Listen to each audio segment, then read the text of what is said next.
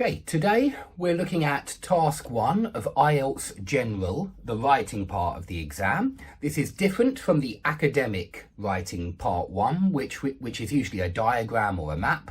In General IELTS, you get this kind of task where they give you some instructions, and sometimes it's an informal letter, like on this occasion you're writing to a friend, and so this is an informal letter.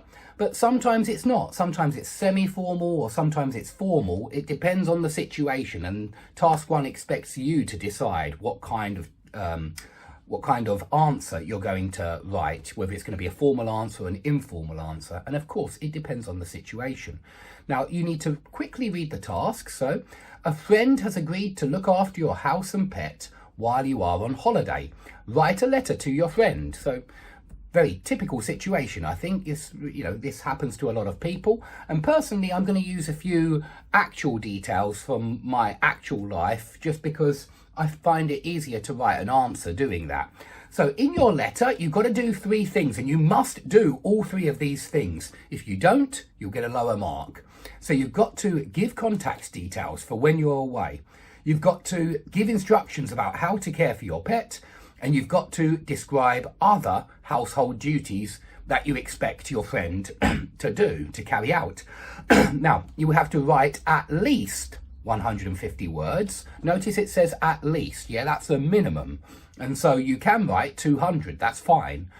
And you do not need to write any addresses. Begin your letter as follows: dear, and then a comma. Okay, so that's exactly what we'll do. Let's get started. So, let's start with, and I'm going to try and keep those at the top of the screen. Dear John. Yeah, that's going to be my friend's name. So let's start with a nice informal tone. Something like, I can't thank you enough. Yeah, this is a common expression in England. I can't thank you enough for promising to keep an eye on our home while we are abroad. Yeah, while we go abroad, while we are abroad. Make sure you spell it, make sure you don't make any typos. Yeah, be careful with spelling, of course, you'll lose marks for bad spelling. So I can't thank you enough for promising to keep an eye on our home while we are abroad.